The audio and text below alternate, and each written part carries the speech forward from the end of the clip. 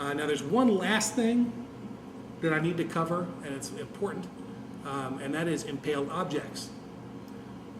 We do a lot of impaling in here with rubber knives, and we need to talk about impaled objects. What is the number, anybody can get this, what is the number one rule of an impaled object? Leave it. Don't pull it out. Unless, of course, you're the one that's done the impaling and you really want to finish the job, then you pull it out. But if it's in you or it's in somebody you care about and want to survive, leave it. Because what it could be doing is that the tip of that knife could be going into the abdominal thrust, it could be going into the aorta, and the knife actually could be plugging the hole. I have seen a really wild video we saw in Continuing Ed of a guy who was stabbed in the chest and the blade went into the heart. And the guy's heart's beating, the handle of the knife is doing this. It's wiggling back and forth. It's flapping. And the medics who we're trained to immobilize this thing and cushion it and like pack all this stuff around it so it absolutely can't move. And he brought the guy in, and the guy was talking.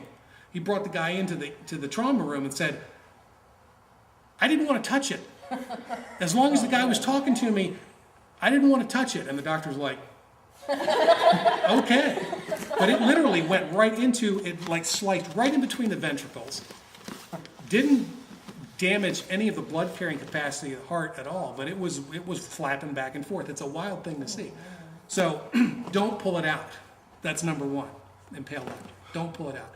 Number two is try to stabilize it as best you can. Now what we do, in the fire department, what we do is we pack gauze pads around it in, like laying bricks. You do two this way and then two that way and then two this way and then two that way, alternating courses so that it doesn't shift, and then you tape the whole thing down and, and then you reassess. You're not going to have those resources available.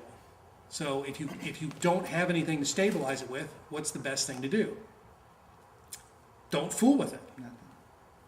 Again, that person's going to need the services of a trauma surgeon. You're not going to do anything. So leave it. Tell them not to pull it out. Don't touch it. And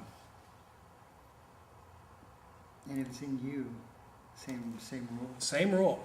Same rule. Now you, let's say you got impaled. You fouled up with your technique.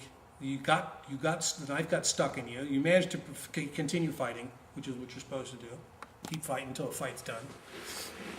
And now you've got to fix it. You go, oh, look at that. Don't pull it out. Try to stabilize it as best you can, or just don't fool with it. Clear the scene, obviously, but as soon as you are out of danger, sit down. Sit down, relax, call 911 somehow. Everybody's got phones nowadays. Everybody should. Call 911, let them handle it. But the best thing you could do is just sit calmly.